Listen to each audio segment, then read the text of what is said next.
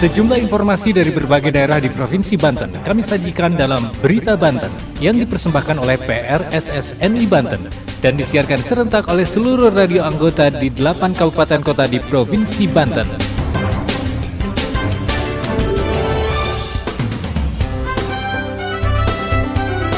Anda kembali bersama kami di Berita Banten PRSSNI Banten edisi hari ini, Kamis 18 Mei 2023. Sejumlah informasi dari berbagai wilayah di Provinsi Banten kami hadirkan kembali untuk Anda yang disiarkan serentak oleh seluruh radio anggota di 8 kabupaten kota di Provinsi Banten. Dan inilah informasi utamanya. Kepala desa di Kabupaten Serang dilatih tata kelola penggunaan dana desa. Ikatan Penilik Indonesia (IPI) Cilegon gelar workshop kurikulum merdeka. Sebanyak 393 orang calon jamaah haji kloter 1 asal kota Tangerang Selatan akan diberangkatkan 25 Mei mendatang. Bersama saya Aldi Akbar, inilah Berita Banten selengkapnya. Pendengar, ratusan kepala desa hasil pemilihan kepala desa atau Pilkades tahun 2021 dilatih cara kedisiplinan dan ketaatan terkait dengan pelaksanaan program yang ada di desa, terutama tata kelola penggunaan dana desa. Pelatihan yang dilaksanakan oleh Bidang Administrasi Pemerintahan dan Kesra Kabupaten Serang tersebut berlangsung selama 2 hari, dari tanggal 16 hingga 17 Mei 2023. Berikut laporan Siska Purnamadewi dari Radio Prima FM Serang. Sebanyak 144 kepala desa mengikuti pelatihan peningkatan kapasitas selama 2 hari di Jayakarta Hotel Anyer, Kecamatan Anyer pada Selasa Rabu 16-17 Mei 2023. Ratusan kades hasil pemilihan kepala desa atau Pilkades tahun 2021 dilatih cara kedisiplinan, ketaatan terkait dengan pelaksanaan program yang ada di desa, terutama tata kelola penggunaan dana desa. Asisten Daerah atau Asda 1 Bidang Administrasi Pemerintahan dan Kesra Kabupaten Serang Nanang Supriyatna menuturkan bahwa pelatihan dalam rangka peningkatan kapasitas aparatur pemerintah desa, wabil khusus para kepala desa, yang bertujuan untuk menyelamatkan para kepala desa sampai akhir jabatannya. Pelatihan yang digelar Dinas Pemberdayaan Masyarakat dan Desa atau DPMD Kabupaten Serang menghadirkan sebagai narasumber yang menyampaikan materi dari Badan Perencanaan Pembangunan Daerah, Penelitian dan Pengembangan atau Bapedalitbang terkait dengan perencanaan. Inilah penjelasan dari Asda 1 Bidang Administrasi Pemerintah dan Kesra Kabupaten Serang Nanang Supriyatna. Kegiatan hari ini itu dari DPMD DPMD dalam rangka peningkatan kapasitas aparatur pemerintah desa, wabil khusus untuk para kepala desa. Tentunya tujuannya tadi ya, untuk menjaga, sebetulnya intinya untuk menyelamatkan ya, menjaga koridor-koridor agar kepala desa selamat dalam bertugas dan melaksanakan tugas dengan sebaik-baiknya. Nah, maka di situ nanti ada Pak Kajari, ya, ada Pak Inspektur, ada dari Keuangan, Bapeda, dan juga tentang keuangan desa di DPMD ya, yang memberikan materi nanti narasumbernya ya. Intinya itu ya. Nanang berharap para kepala desa yang mengikuti pelatihan agar menyimak dengan baik apa yang disampaikan oleh para narasumber dengan mengikuti aturan-aturan yang berlaku. Upaya ini bentuk bela Bupati Serang kepada para kepala desa, jangan sampai nanti ada yang takut dengan aparat penegak hukum atau APH karena ketidaktahuan misalnya aturan ataupun hal lainnya. Sementara Kepala DPMD Kabupaten Serang Haryadi mengatakan pelaksanaan pelatihan peningkatan kapasitas aparatur pemerintah desa bagi kepala desa di lingkungan pemerintah Kabupaten Serang selama 2 hari yang hanya diikuti 144 kades hasil Pilkades tahun 2021. Artinya bagi para kepala desa yang baru menjabat.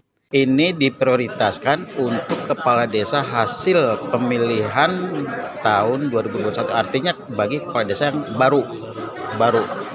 Kita rencanakan pada waktu itu setelah dilantik bisa dilaksanakan pelatihan peningkatan kapasitas perangkat desa ini atau kepala desa, tetapi dengan keterbatasan anggaran sehingga kita baru bisa melaksanakan kegiatan ini di tahun 2023.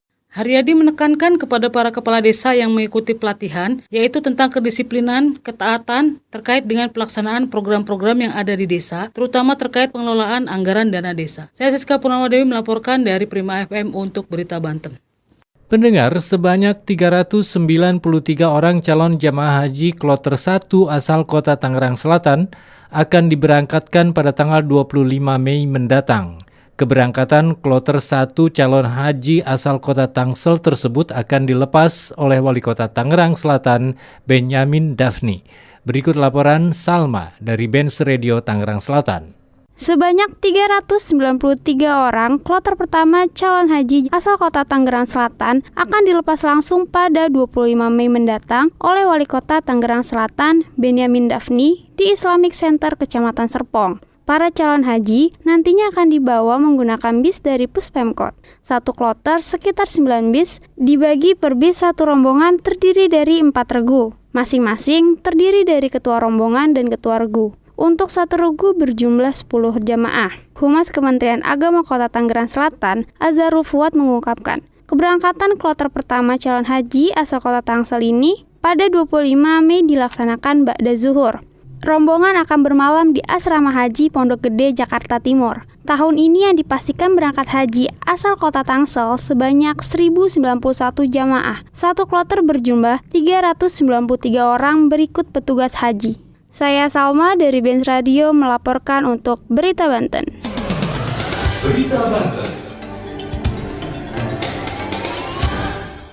Anda masih bersama kami di Berita Banten PR SSNI Banten. Pendengar, untuk meningkatkan kemampuan guru dalam memahami kurikulum, Ikatan Penilik Indonesia atau IPI Kota Cilegon menggelar workshop Kurikulum Merdeka.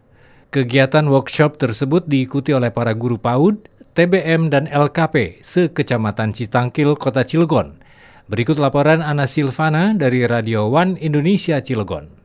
Guna meningkatkan kemampuan guru dalam memahami kurikulum, Ikatan Penilik Indonesia Kota Cilegon menggelar workshop Kurikulum Merdeka. Workshop yang digelar di Aula Kecamatan Citangkil pada Senin 15 Mei turut hadir Camat Citangkil Agus Purnomo, Ketua IPI Kota Cilegon Halusi Hambali, penilik sekota Cilegon dan ratusan guru PAUD, TBM, dan LKP se-Kecamatan Citangkil. Ketua IPI Kota Cilegon, Halusi Hambali mengatakan, untuk meningkatkan kemampuan guru PAUD, TBM, dan LKP, kami melakukan workshop bagi para guru PAUD, TBM, LKP dengan tujuan menjaga mutu. Harapan kami setelah mereka mengikuti workshop ini, mereka dapat memahami kurikulum sehingga mereka dapat menyusun tujuan pembelajaran dan alur tujuan pembelajaran sampai menyusun modul ajar atau rencana pelaksanaan pembelajaran.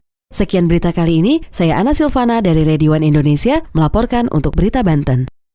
Demikian sejumlah informasi yang telah kami sajikan untuk Berita Banten kali ini. Saya Aldi Akbar. Sampai jumpa. Terima kasih Anda telah mendengarkan Berita Banten yang dipersembahkan oleh PRSSNI Banten.